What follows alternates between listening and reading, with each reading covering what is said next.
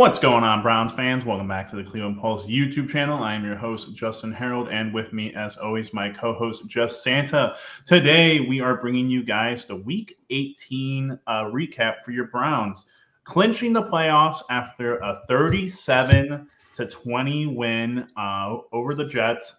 Second time in the last 4 years with Kevin Stefanski as your head coach, clinching the playoffs.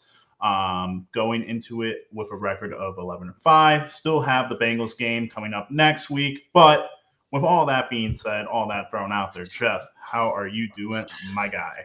Doing absolutely amazing. It's that perfect time of the year where, hey, the Browns finally get another opportunity to clinch playoff spot and get the job done. And that just really is what I think has been different about this team.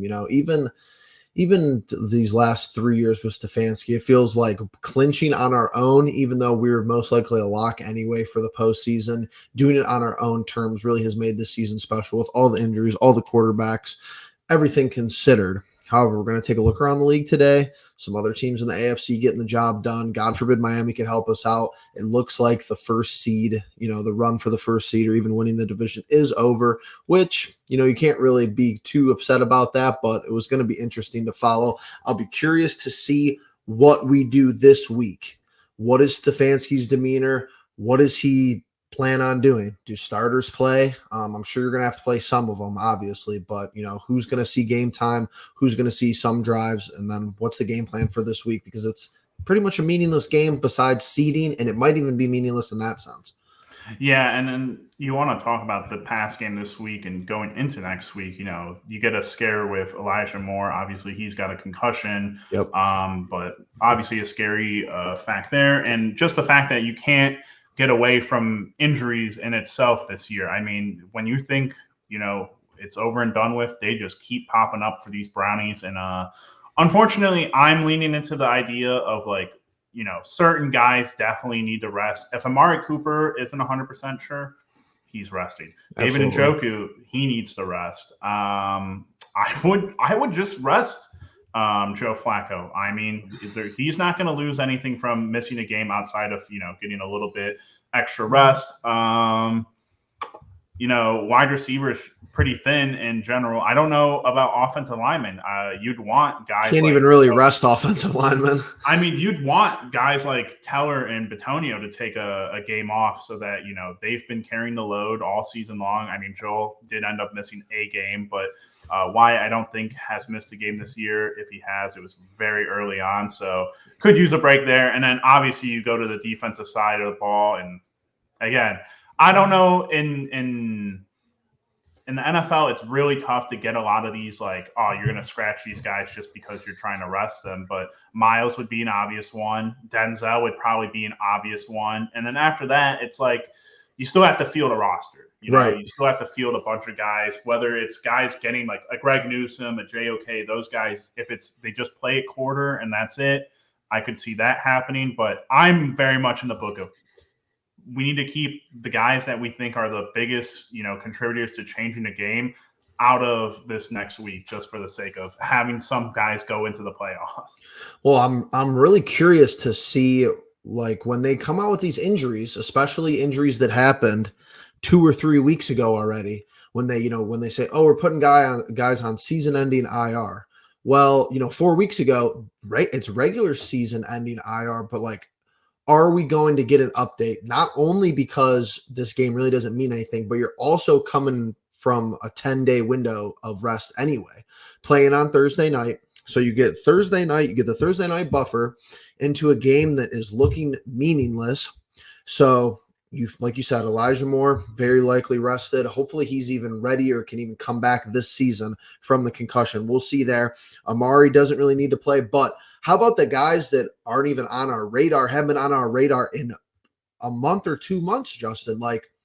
Is there going to be rumblings this week, like Tuesday, Wednesday, that not the Bengals game, but is Wills going to be ready for a playoff game? I don't know. Is Grant Delpit going to be ready for a playoff game? It's going to be interesting.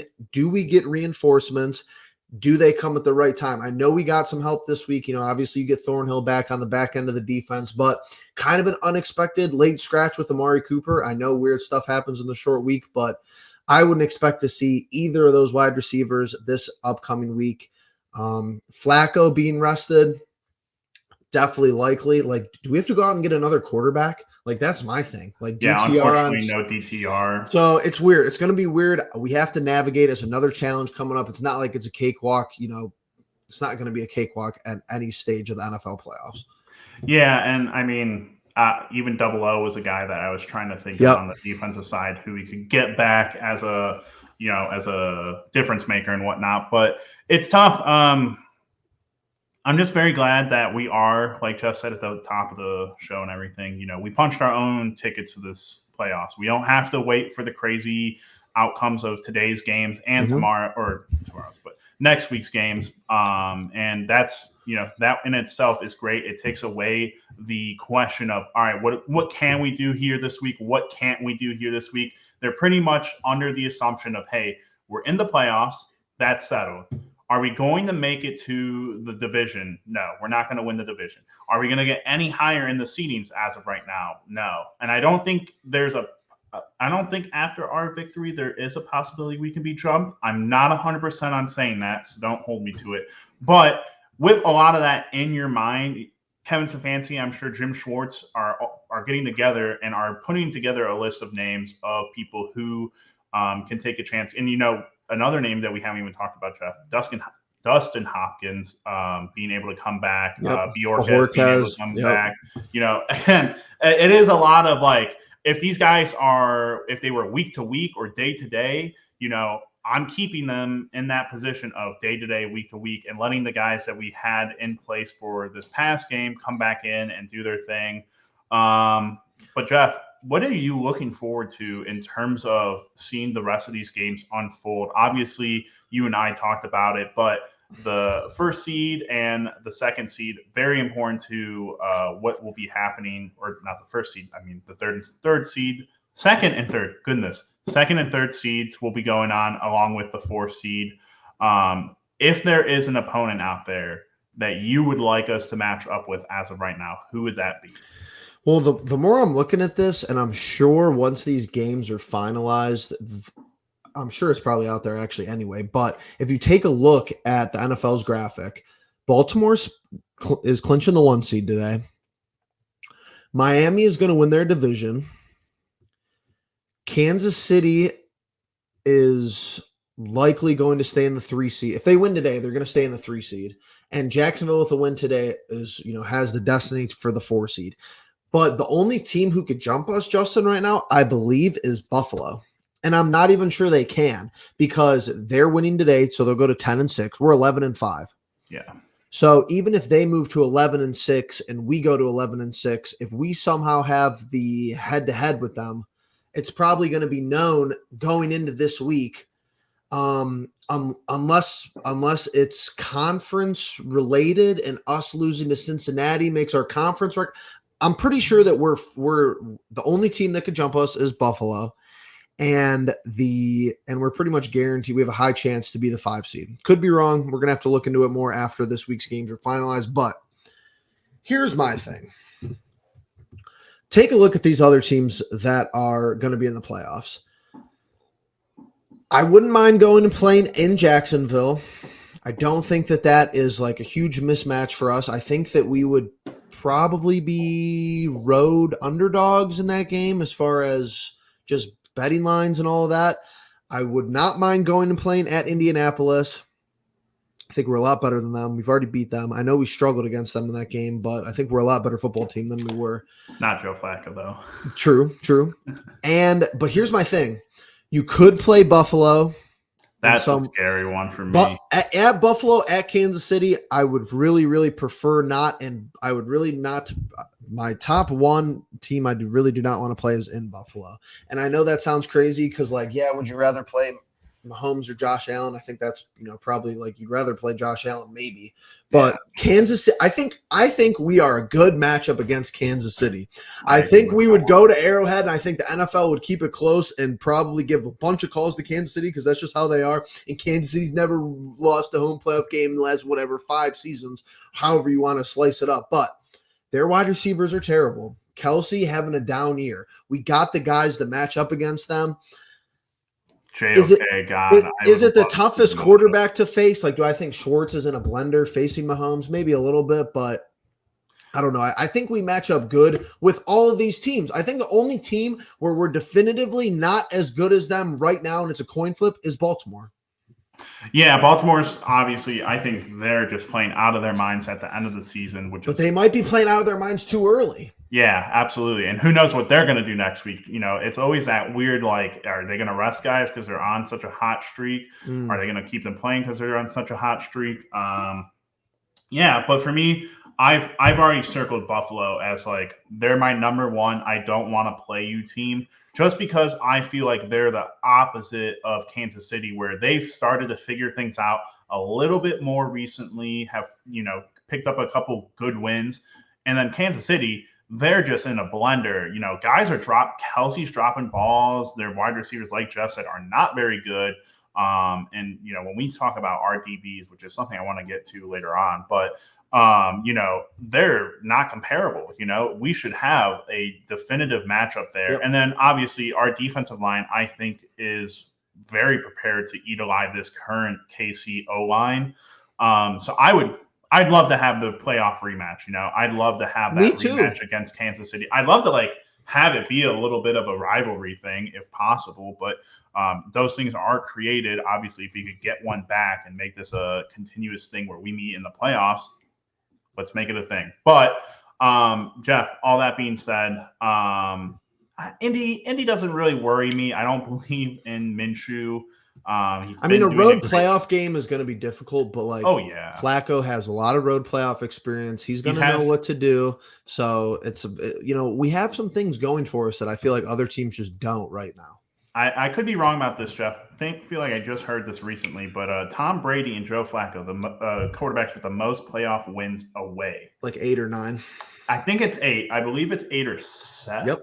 So yeah, but very much like Jeff said, any home game or any, I guess, away game for us, we're going to go into those with the underdog mentality. But I still think that in all those scenarios, like Buffalo, the worst part about playing Buffalo is not only the team, but if you have to go to Buffalo and they get a freak snowstorm, that's just one of those things where you hate to see it for a Browns fan. Where that could happen in Kansas City too. It could. I think it's less likely. Sure. And, they've had better playoff weather for, majority of the years. But this Browns team, they're resilient, and they have been all year long. I don't think a little bit of weather will deter them too much. But, Jeff, we're kind of wrapping up the season here. Obviously, we could talk the Bengals game, but that's a game against no Joe Burrow, a team that's kind of, they're in the, bottom end of the division. And this is the first year that I believe we're going to be able to talk about the Browns in the light of, being at the top half of the division, making it into the playoffs, and having multiple players / coaches on this team be able to be up for award season. Obviously, Myles Garrett coming in as a Defensive Player of the Year candidate, Joe Flacco coming in as a Comeback Player of the Year candidate. And apparently something I found out, not just one coaching award for Coach of the Year with Kevin Stefanski, but there is an assistant coach award that also gets delegated. It's not as, ha-ha, rah-rah about, but Jim Schwartz was a name that I did hear be brought into that as well. So a great amount of players, a great amount of, recognition for this team.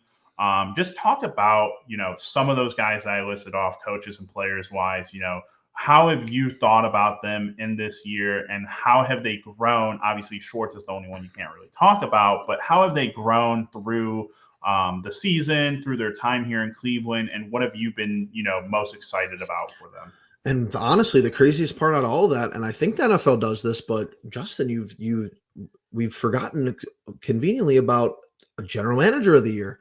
I think you're having a clean sweep here. Give it to Andrew Berry, Stefanski, Coach of the Year. I didn't even know about this assistant Coach of the Year award either. It must be new, or we must have been living under a rock. Schwartz seems like the clear favorite for that, considering what the defense was 1 year ago.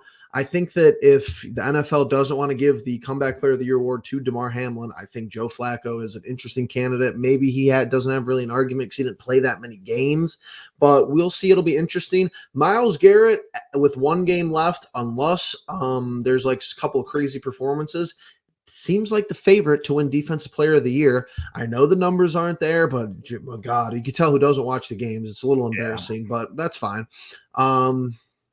And yeah, you're kind of missing that Offensive Player of the Year award and stuff like that. You're not going to have the MVP, obviously. I think Myles Garrett was in the race maybe 4 or 5 weeks ago, but they're not going to give it to an edge. So at the end of the day, yeah, Flacco's growth kind of has just shown everything for me. Like, you've seen people take this next step that you weren't even really sure that they had. Like, we always knew that Myles Garrett was dominant, but it really just shows how much of a difference coordinators and competent play calling all the way around the football really means. Schwartz comes in, very similar pieces to a year ago, extremely similar. And I understand that Andrew Berry goes out, and I think Andrew Berry is the clear-cut favorite for any of these awards for what he did with the defensive line, rebolstering the linebacking room, getting us some more safety help, and making sure that we stayed with the right guys. The Delpit extension, everything's been a hit from him on both sides of the football. But Schwartz is put into action. Stefanski's put into action.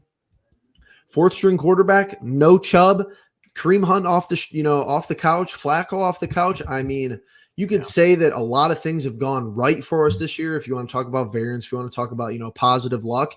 And honestly, I'll sit here and agree with you, but the guys go out there, they execute. The coaches go out there, they execute. And I feel like we're ready to play. You've seen this team in recent years. You're like, with the talent's there, can we put it all together and be ready to play? Sometimes we've been able to, sometimes we haven't been able to. I've never been more confident being a Browns fan than I am right now, and that's just a testament to the organization.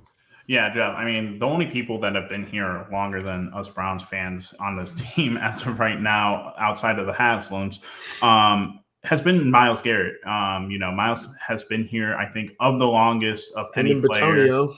Yeah, him, Batonio, and David actually coming up on the same amount of time. And for me, it's just a great sign that Myles has been here through multiple coach changes. But it really seems like this one with Kevin, he never lost faith in him. He could have lost faith in Joe Wood, certainly. And I think that there were plenty of times in the past 3 years where we would get little sound bites and little clips and snippets there where, sometimes they make a remark about the defense, players not getting the right calls, not communicating. I don't feel like I've heard any of that this year with Jim Schwartz, and it just feels good. And for somebody who was like me, who very much had doubts about Kevin Stefanski coming into this season and had doubts, at the beginning of the season when things were going wrong and whatnot, it's just amazing to see that two of the, people that you hold in the highest regard with this team, Myles Garrett and Kevin Stefanski, seem to have just completely figured it out. This year, I no doubt think is Myles Defensive Player of the Year. The amount of times he gets double to triple teamed is ridiculous. It goes to what Jeff was saying about the eye test where, the numbers might not be there, but hey, if you're watching the games, he's not getting one-on-one, he's getting 2-on-1 or 3-on-1. Nobody affects the quarterback more. It's obvious. And we've literally watched him change the line of scrimmage before the ball's even snapped. So there's that. Trying to find me another player who can do that. But going to Kevin, it's just been one of those things where listen, I can't name you a coach who's probably had a more tumultuous, tenure as a coach, dealing with quarterbacks and dealing with roster with the quarterback being the main problem. And Kevin, literally in the year that you would at least expect him to have success at the quarterback position, I think he's found some of the most success, whether that's been through his play calling or through a little bit of these players being able to get a little bit more out of themselves, like a Joe Flacco, like a Jerome Ford, and a David Njoku, who's easily having now the best year of his career. Kevin has just been able to get a lot out of this team that with the injuries, with the expectations, I don't think if you told me all these things at the beginning of the year, I'd say, yeah, Kevin Stefanski's if regardless of record, if you told me all the injuries, all the situational things, I would say Kevin Stefanski's gone out of here, not going to be re-signed. Sure. And now I'm on the complete opposite end of it, where I'm like, re-sign coach of the year, and we're heading into the playoffs.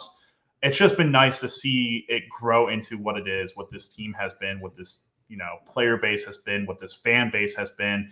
And now I think we finally all put it together. I think we're ready to head into the playoffs and ready to make some noise. So hopefully this is what the version of the Browns that we see year in and year out moving forward. But Jeff, anything else before we call this one a quits? I'm just going to keep with basically just mirroring what Stefanski has been saying these past couple of weeks, because it's been fun and all. It's a nice season. It's a good story. It's, whatever, however you want to describe it. But at the end of the day, and everybody in the locker room will likely tell you this because I feel like they're on the same agenda.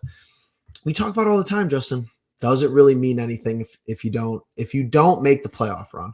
And you're going to look back on it and say, yeah, the team fought and was scrapped their way to be where they are today. All true things, but the secondary part could be true. We have a second season. Stefanski's been saying this in the locker room. Second season on the horizon. You got to go out there and play your best football. No excuses. Even on the road, it's going to be tough. It's not going to be easy. Even some of the minor teams, behind us in the playoffs. I wouldn't be absolutely thrilled to go, play in Houston, go play, CJ Stroud or whoever it might be, at the end of the day. Could be something crazy like that could happen between them and Jacksonville, having similar records. Jacksonville has a tiebreaker right now, but you never know. So we're going to have to game plan, and knock on wood, unless something crazy happens, we actually get to see Stefanski in the playoff game coaching. We didn't really see him the first time in his basement, weird year, COVID year. So it'll be interesting. It'll be different, but, just go ahead and make a deep run to the playoffs. Give the city, what we deserve as Browns fans, I think. Yeah, and I mean, let's just see, again, when it breaks down to it, I think we've seen a lot of Kevin, doing as much as he can in terms of getting what he can out of this team. And I'm sure he will continue to do so, and even at a greater extent when we get into the playoffs. But 1 week left, Bengals game next week to finish out the season. If they can pick up a win, good. If they can't, we'll be looking for injury reports right away. We'll be listening to see if there's any rumors about sitting or anyone resting. But with that all being said, thank you all for watching, making it to the end of the video. We truly do appreciate it. Hopefully you guys all had a great Christmas and are looking forward to the new year. Today is going to be New Year's Day in about I can't do time, 8 hours. Yep. Yeah, about 8ish hours will be in the new year. So hopefully you all enjoy that or are looking forward to it. But please make sure you guys are subscribing, liking, and commenting, because we will be continuing into the new year. We will have a bunch of Cavs stuff, Brown stuff moving forward, and even a little anniversary video that Jeff is going to be making. So hopefully you guys look forward to that, and we'll catch you guys all in the next one.